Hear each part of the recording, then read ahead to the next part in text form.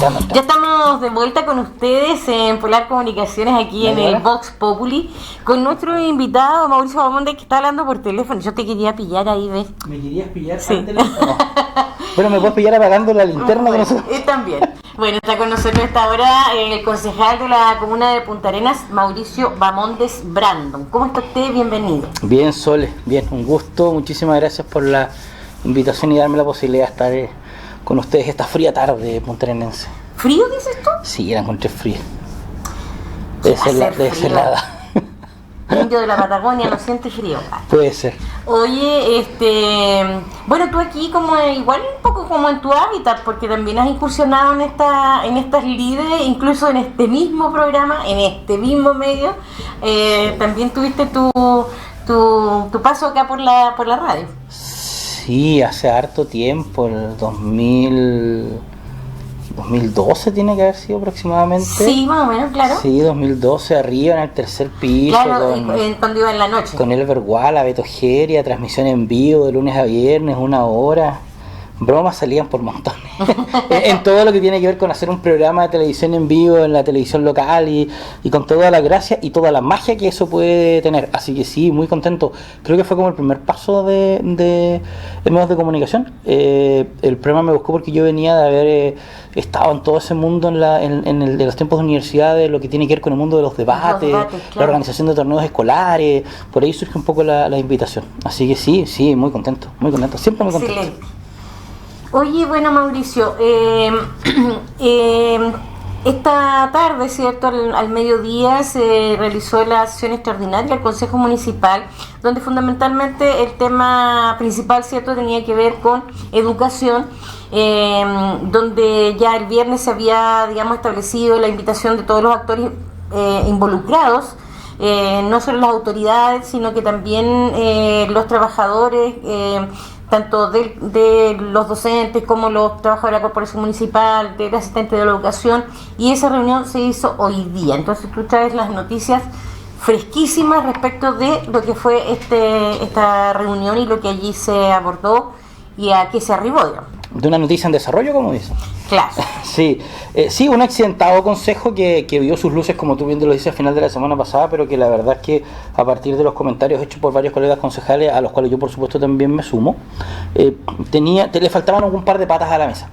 Y es algo que quizás nosotros hemos defendido mucho durante la administración de este consejo, que tiene que ver con que también la mesa del consejo puede ser un espacio para la discusión. Si cuando acá hay respeto y hay sana convivencia, todas las cartas tienen que estar por sobre la mesa, y si bien uno valora mucho los tiempos, sobre todo de la gente del mundo de la salud, sobre todo del Seremi Castillo, que nos imaginamos que esta es una situación muy compleja, y que se haya tomado el tiempo de estar con nosotros, nos pareciera muy importante, pero también nos parecía importante, y no solamente como un insumo para nosotros, para el consejo del alcalde, un insumo también para las mismas autoridades, poder también ver cuál es la percepción que tienen, en definitiva, quiénes son los que están ahí in situ, quienes tienen que ir todos los días al colegio, abrir la puerta y lidiar un poco con el temor del COVID y del contagio. Hay varios puntos en común. Disculpa ahí hacer, digamos, la salvedad, ¿cierto?, que hasta este minuto nos había dado la posibilidad, en definitiva, que la autoridad de educación, por ejemplo, conversara con los profesores. En definitiva, el consejo de alguna manera actuó como mediador no es la palabra, pero ponemos la instancia de poder reunirlos. Así como muchas veces incluso las mismas comisiones del consejo fueron un espacio para que la corporación converse con los profesores, como en algún momento incluso lo hicimos para que ciertos empresarios de Punta Arenas que tenían contratos con el municipio conversen con sus mismos trabajadores, y claro, hemos buscado hacer esa instancia, ¿no? Y yo creo que se ha hecho bastante bien dentro de todo lo que se podía haber mejorado. Efectivamente, también los apoderados, por ejemplo, estuvieron hoy día en la mañana, también fueron parte de la conversación, porque el legítimo temor de los papás es efectivamente el poder llevar a sus hijos al colegio. Estuvieron los directores de los colegios que han tratado de dar esta especie de marcha blanca. Y fíjate que yo me quedo con algo, yo siempre he dicho lo mismo. Acá poner un montón de decretos, protocolos, procedimientos, litros de alcohol gel distribuidos, pero al final del día, en el seno de cada familia es donde tiene que estar la confianza respecto de si yo creo que la autoridad educacional toma o no toma las medidas correspondientes para que yo esté con mi hijo seguro en el colegio. Y en ese espacio tan íntimo de cada una de las familias, yo creo que es muy difícil que un decreto pueda mandar. Yo creo que la chambonada del ministro Figueroa solo en la puerta de un colegio en algún momento tratando de recibir alumnos quiere decirte al final del día que que quienes mandan en esto es la ciudadanía y no las instituciones. Se concordaron varios puntos. El primero de ellos es, por ejemplo, que todo el mundo quiere retornar a clase, que todo el mundo entiende lo difícil que ha sido esto, que todo el mundo entiende que pedagógicamente los contenidos que se tienen que pasar no se están pasando y que hay un detrimento profundo en el modelo educativo, que todo el mundo entiende que la educación a distancia, online o como quiera llamarse, la teleeducación, es un proceso que ha venido a develar muchísimas injusticias en cuanto a acceso, en cuanto a conectividad, en cuanto a calidad de la conexión. Entonces hoy día en efecto tenemos la certeza clara de que los niños que estudian en el sistema público están aprendiendo efectivamente menos que otros que también están aprendiendo poco. Pero la verdad es que la situación está compleja. Hoy día volvemos a una fase 2, hemos tenido un retroceso. Y la verdad es que hoy día fue escuchar, hoy día fue conocer el diagnóstico, hoy día fue conocer la opinión. ¿Ustedes estaban en el consejo cuando se informa justamente de este retroceso? Estábamos precisamente en el consejo cuando y le aprovechamos a mandar un saludo muy afectuoso y cariñoso a todos aquellos irresponsables que con sus fiestas y con sus desórdenes nos han vuelto a colocar en esta desagradable situación. Pero hoy día fue escucharlo, fue conocer el diagnóstico, fue conocer la visión. Y yo creo que, como siempre en esto, la responsabilidad final termina estando en las autoridades. Este día miércoles, en sesión de consejo, vamos a oficializar una mesa de trabajo de manera permanente, porque hay que hacer un monitoreo permanente. Por ejemplo, había mucha gente que hoy día apelaba a que las brigadas sanitarias que están en el interior de los colegios, donde participa la comunidad educativa completa, desde los directivos docentes hasta los apoderados y los alumnos, qué capacidades tienen, qué capacidades instaladas hay para afrontar este virus, porque puede haber mucho de voluntariedad. Pero esto es un tema bastante más técnico, ¿no? Entonces vamos a tener que revisar ciertos protocolos y ciertos procedimientos. Yo recuerdo que el dirigente de los asistentes de educación, por ejemplo, decía que no conoce él ningún protocolo y que nunca ha estado en conocimiento de qué es lo que se está tratando.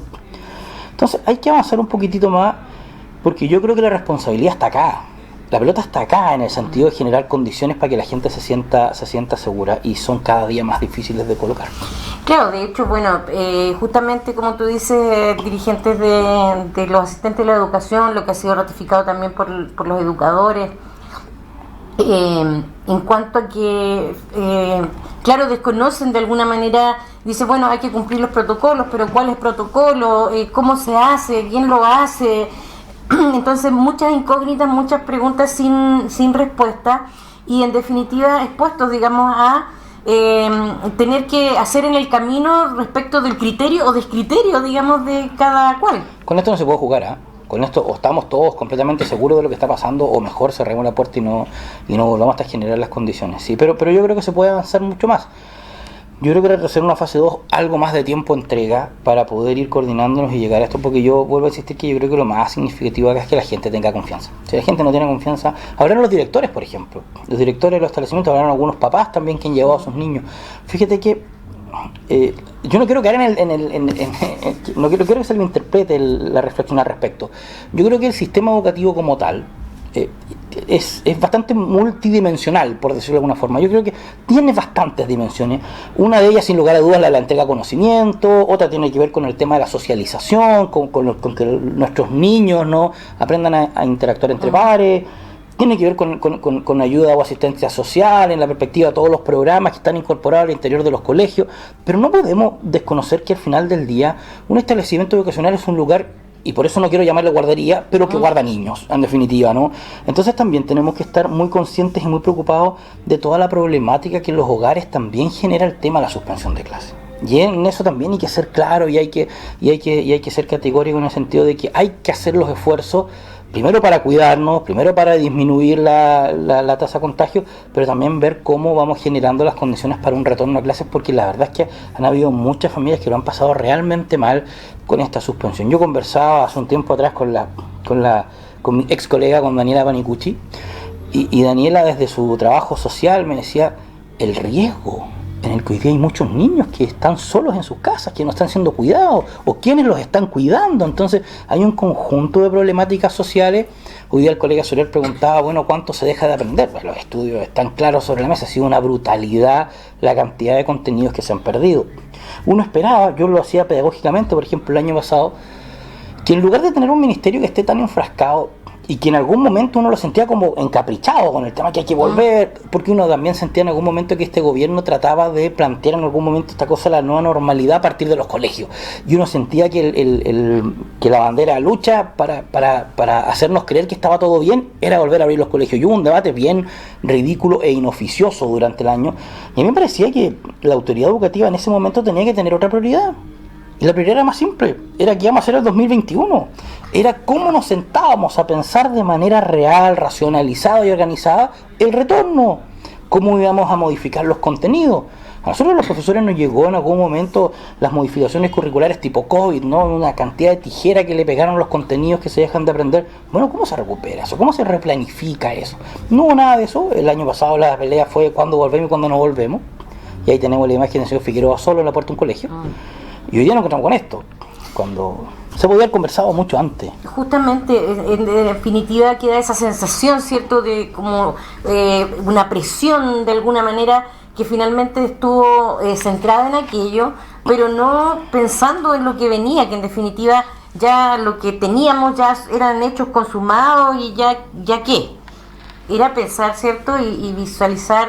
Y finalmente nos encontramos en este año otra vez como en las mismas condiciones, porque si quizás se hubiera trabajado para que efectivamente las clases online pudieran ser más productivas en términos de, primero, que todos pudieran acceder y todas estas cosas que ya sabemos, y haber partido este primer semestre al menos con esos mínimos.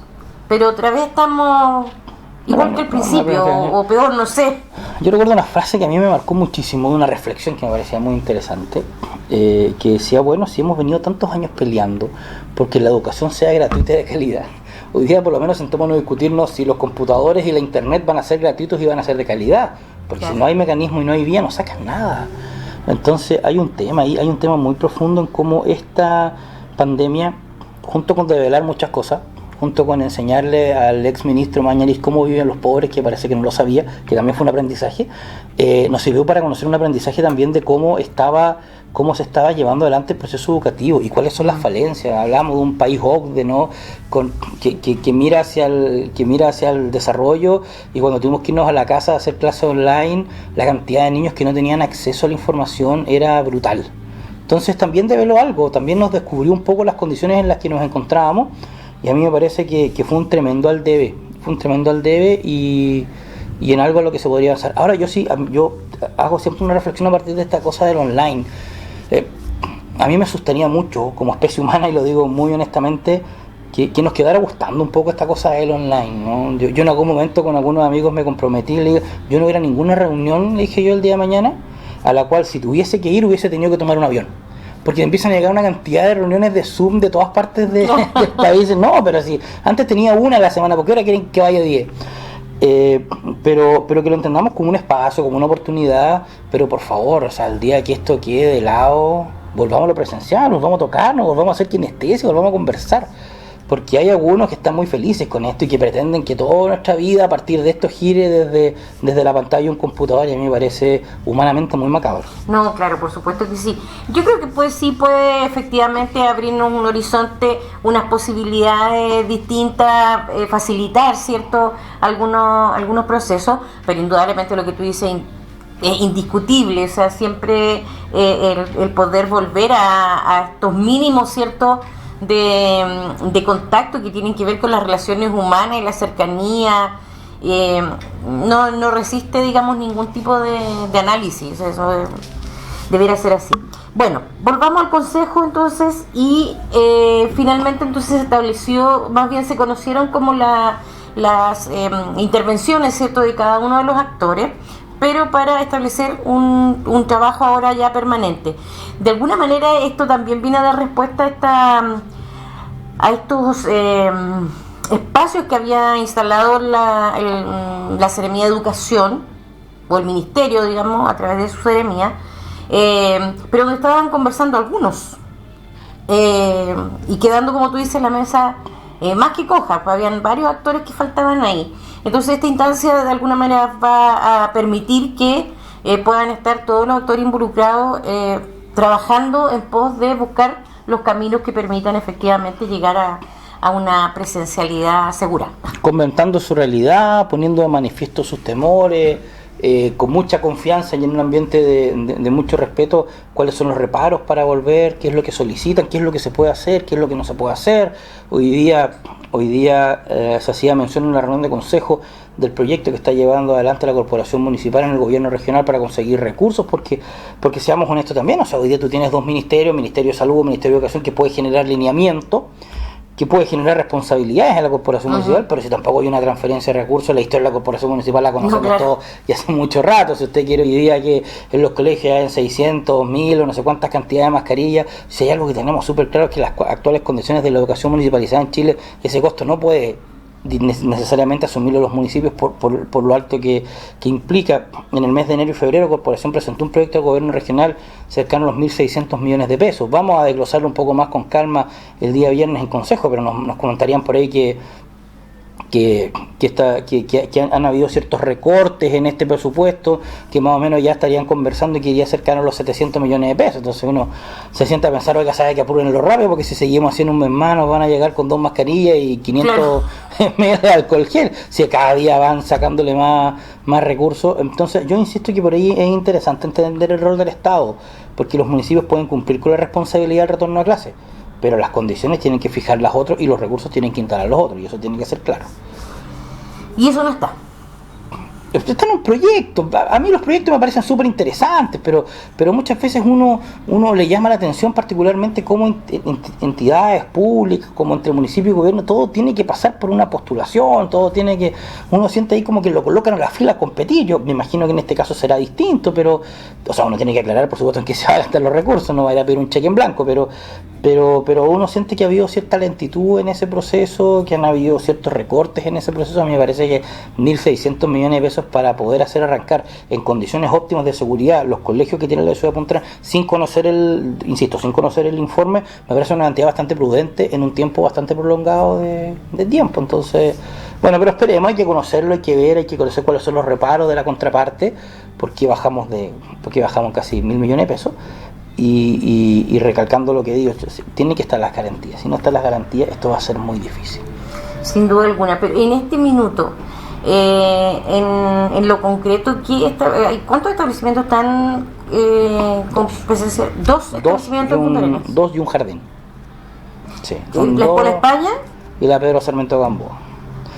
Sarmiento Gamboa es la que está afuera, cerca de Río de los Ciervos, que tiene características especiales, que hoy día hablaba su directora, y dice, bueno, nosotros tenemos varias hectáreas para salir a distender a los muchachos, hay condiciones distintas también, pero fíjate que pese a la lejanía es un colegio que atiende un sector muy importante de la sociedad, Archipiélago Chiloé, pueblo originario, en el Panicuchi, que si bien también van a la escuela Manuel Bulnes, pero perdón. No va, digamos, al Sarmiento Gamboa, no solamente van chicos solamente rural. Claro. Entonces, pero han sido grupos pequeños, cursos de no más de 5 o 8 alumnos, entonces se están tomando algunas prioridades, y lo que yo creo que esto, disculpa, no sé si eso se puede hacer. No. Me imagino que no, pero que no lo esté viendo nadie de salud en este momento. Pero es una marcha blanca, también es una marcha blanca que permite conocer el funcionamiento, ¿no? Yo tengo a mi hija en un colegio donde ella retornar a una clase y de verdad que yo me lo imaginaba llegando a la tarde con la mascarilla de una compañera. Entonces, claro. ¿Cómo le dices a un niño de 6 años que hay ciertas cosas que no se pueden hacer? Entonces, es muy difícil, hay un cambio cultural que es muy profundo acá. Y bueno, pues esperemos que funcione como una marcha blanca. Las directoras, ambas, Graciela y Bernardita, por lo menos de los colegios, se manifestaron bastante conformes con lo que les había tocado hasta el momento. Comentaban, por ejemplo, ante la preocupación de los asistentes de la educación, que ningún asistente de la educación que está asistiendo ni tiene enfermedades preexistentes, ni es de grupo de edad de riesgo, ni tienen niños menores de edad. Entonces, también se han ido tomando cierto resguardo en esa materia. Por ejemplo, ¿qué pasa con ese trabajo, digamos, que tenía que asumir una persona que está en esta condición que tú dices, que por ejemplo es una persona enferma crónica o que tiene niños menores o cualquiera de esas, y que no asiste, ¿cierto?, presencialmente? ¿Quién hace esa pega? Bueno, hoy día yo me imagino que tienen que hacer un proceso de redistribución del personal, y por otra parte, bueno, los asistentes de la educación que están en colegios están prestando funciones asistenciales a otras actividades de los colegios que hoy día están vía online. Y por otra parte, un colegio que hoy día tiene 8 alumnos por sala, obviamente tiene una carga laboral bastante más baja de la que pudiese tener uno con 30 alumnos en la sala. Entonces se baja la cantidad de alumnos y también es factible adecuar la cantidad de funcionarios. Oye, y ese número, por ejemplo, ya 8 alumnos en sala, ¿son porque esos 8 son los que sus padres decidieron que iban presencial, o porque ese número se determinó que era el adecuado para que funcionara ese curso? No, en algún momento hubieron encuestas con ofertas a los papás que tuvieron la necesidad más urgente de poder retornar con los niños al colegio. Esos más o menos son los criterios.